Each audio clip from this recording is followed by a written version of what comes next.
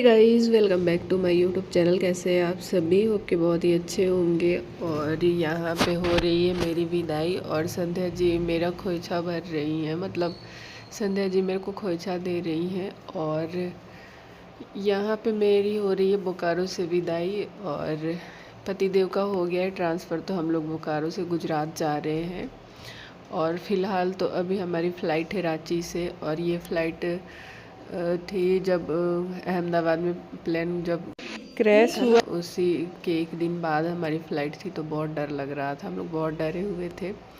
और यहाँ पे मतलब बहुत ज़्यादा इमोशनल मोमेंट था, बहुत बहुत मतलब मैं अभी देख भी रही हूँ तो मतलब बोल नहीं पा रही हूँ। हम लोग इतना रोए थे कि क्या ही बताऊँ। 5 साल से साथ थे हम लोग और अब बिछड़ रहे हैं। और संध्या जी बहुत रो रही थी, बहुत रो रही थी कि हम लोग पास पास थे तो आना जाना लगा रहता था और अब मैं किसके घर जाऊंगी। मतलब बहुत अकेली हो गई मैं। ये तो मुझे भी यहाँ आके लग रहा है कि मैं भी कितनी अकेली हो गई हूँ। और यहाँ पे हम दोनों ही एक दूसरे को पकड़ के बहुत रो रहे थे और आगे मैं बोल नहीं पाऊँगी। इतना दिल से हम साथ थे। आएंगे फिर आएंगे, हम आपको बुलाएंगे, हम टिकट करवा देंगे। गर्मी छुट्टी है ना, बुलाएंगे।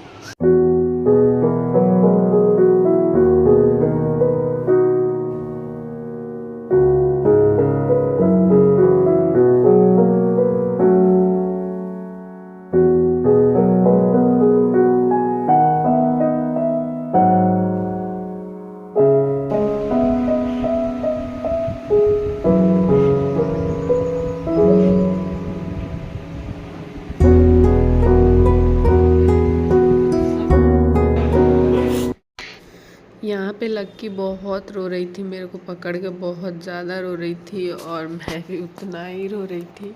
और लक्की बोल रही थी कि अब मैं किसके पास जाऊँगी, किसके घर जाऊँगी। और हम मतलब हमारा हर एक छोटा जो फेस्टिवल होता था ना, हम लोग मिल के बहुत बड़ा उसको मतलब बना देते थे और साथ में सेलिब्रेट करते थे। और मैं भी यहाँ अकेली हो गई और वहाँ वो लोग भी अकेले हो गए।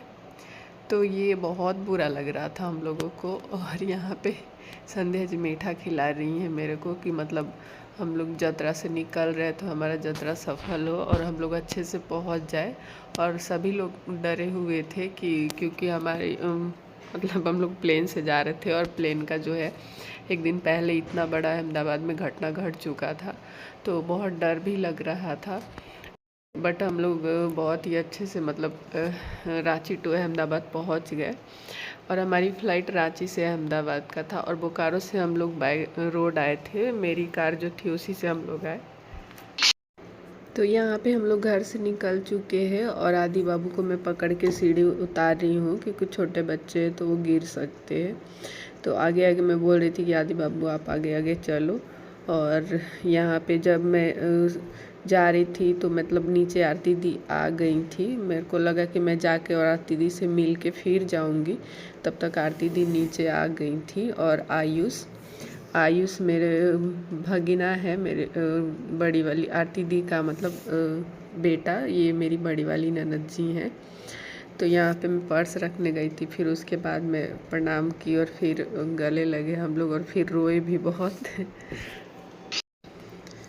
और यहाँ पे हम तीनों ननद भाभी एक साथ बहुत रोए खड़ा होके। और आरती दी मतलब ऐसा अजीब सा दिख रही है क्योंकि उनका थोड़ा सा मतलब ठीक नहीं चल रहा है, कुछ ऐसा हुआ है मतलब चल रहा है कि मैं नहीं बता सकती। और वो बोल बोल के रो रही थी और क्या करूं मतलब समझ नहीं आ रहा है। तो यहाँ पे सभी लोग मतलब सबका मुंह बना हुआ था। और आयुष भी बोल रहे थे कि आपके साथ जो रहे मामी बहुत अच्छा लगा। मतलब मेरे साथ थे आरती दी जब गाँव गई थी, तो वही बोल रहे थे और यहाँ पे हम तीनों रो रहे थे खड़ा हो। तो यहाँ पे मैं निकल चुकी हूँ घर से और बहुत बहुत रोना आ रहा था क्योंकि अब हम लोग पता नहीं कब मिलेंगे। इतनी दूर जा रही हूँ मैं, पास थी तो मतलब हमेशा मिल जाते थे और ये बोकारो का सीन देख लीजिए आप लोग, क्योंकि लास्ट बार देखने को मिल रहा है, इसके बाद तो मतलब बोकारो नहीं देखने को मिलेगा। और सभी लोग बहुत रो रहे थे, मतलब ऐसा लग रहा था कि मैं कितना दूर जा रही हूँ। और यहाँ पे हम लोग पहुँच चुके हैं बच्चों के स्कूल, और यही मेरे बच्चों का स्कूल है। इसमें पढ़ते थे मेरे दोनों बच्चे। MGM स्कूल है ये बोकारो का, बहुत ही अच्छा स्कूल है, और ये 5वें नंबर पे आता है। तो TC लेना था बच्चों का, तो इसलिए हम लोग स्कूल जाते जाते मतलब चले गए थे।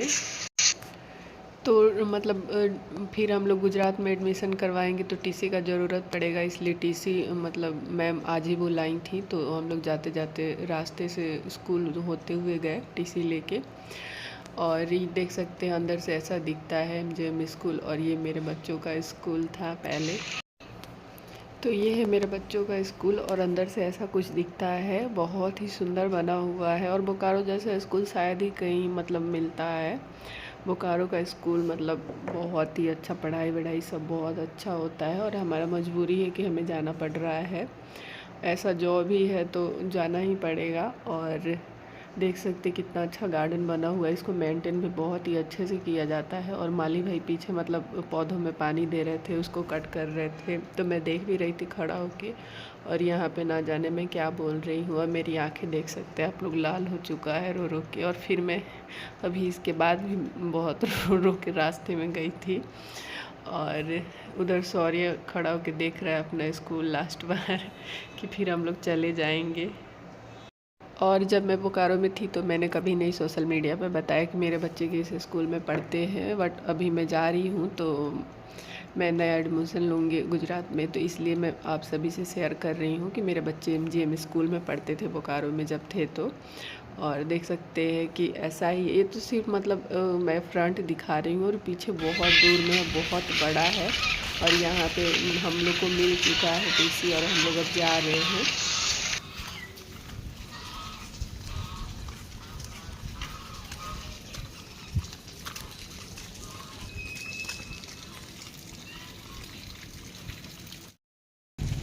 बोलो कि इस स्कूल में पढ़ता था। मैं स्कूल में मजबूरी से पढ़ता था। मजबूरी से पढ़ता था 2 घंटे स्कूल लाइन में में खड़ा रहना पड़ता था 10 किलो का बैग लेके क्लास में घुसना।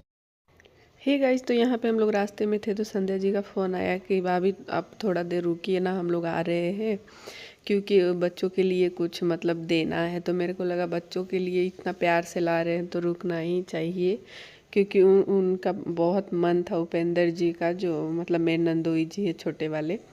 तो यहाँ पे संध्या जी, लक्की, आदि बाबू, उपेंद्र जी सब लोग आए थे। और मैंने देखा तो मेरे लिए साड़ी था और श्रृंगार का सामान था। मतलब मैं देख के मतलब इस होता है ना कि मेरे पास कोई वर्ड नहीं था मतलब बोलने का कि क्या मैं बोलूं।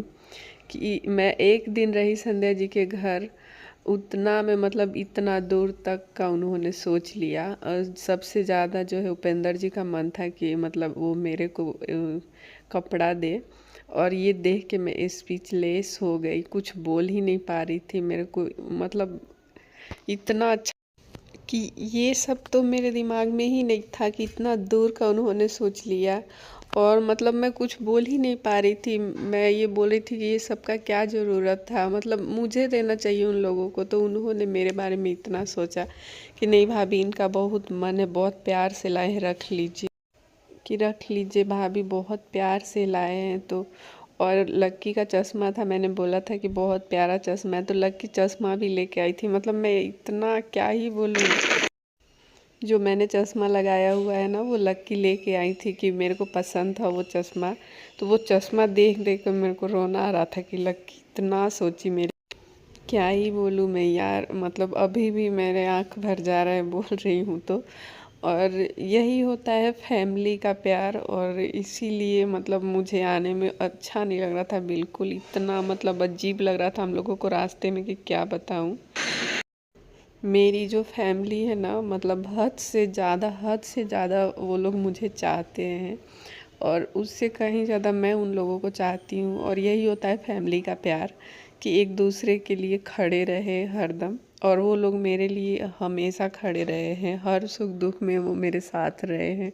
एक बार आवाज़ लगा दूँ तो वो लोग मतलब मना नहीं कर सकते कि नहीं आ सकते हैं हम, ऐसा कभी नहीं हुआ। और यही प्यार है कि मतलब मैं रास्ते में रोते हुए जा रही थी और मतलब क्या ही बोलूँ, अभी भी मैं इमोशनल हो रही हूँ। इतना भाग दौड़ का ज़िंदगी में इतना कौन ही सोचता है। और देख सकते हैं हमारे झारखंड की खूबसूरती, कितना सुंदर सुंदर जगह है यहाँ पे ना। और सारे भोजपुरी पिक्चर के यहीं शूटिंग होते हैं।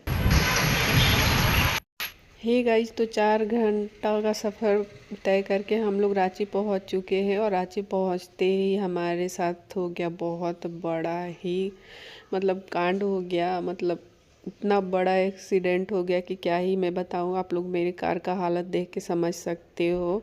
अचानक से एक पीछे से कार आके इतना ज़ोरों का टक्कर मारा कि क्या ही बोलूँ। देख सकते हैं मेरी गाड़ी का हालत। और इतना मतलब जोड़ का लगा ना मेरे सर में, और सौर्य के कमर में लगा चोट। ये कहिए कि हम लोग बच गए। इतना बड़ा एक्सीडेंट हुआ और हम लोग उस गाड़ी वाले से उलझना नहीं चाह रहे थे क्योंकि हमारी फ़्लाइट 1 घंटे के अंदर ही थी। और पतिदेव बोल रहे थे कि उलझेंगे तो ज़्यादा ही गुस्सा आ जाएगा, इसलिए छोड़ दिए कि फ़्लाइट भी मिस हो जाएगा और फिर कुछ होगा भी नहीं। तो हमारी गाड़ी का ऐसा हालत हो गया और रास्ते में अचानक से हो गया ये सब। तो क्या ही करें, घर से तो बहुत अच्छे से निकले थे हम लोग। और यहाँ पे हम लोगों का मुंह बन चुका था, देख सकते हैं। कुछ अजीब लग रहा था, मतलब घर से निकलते ही जाने का मन नहीं कर रहा था। और क्या ही बोलूँ, और ये हो गया तो और भी मतलब मन खींच रहा था पीछे कि नहीं जाए नहीं जाए। फिर नहीं जाते तो फ़्लाइट का पैसा वेस्ट होता। तो फिर भूख भी लग चुका था सब बच्चों को, सबको।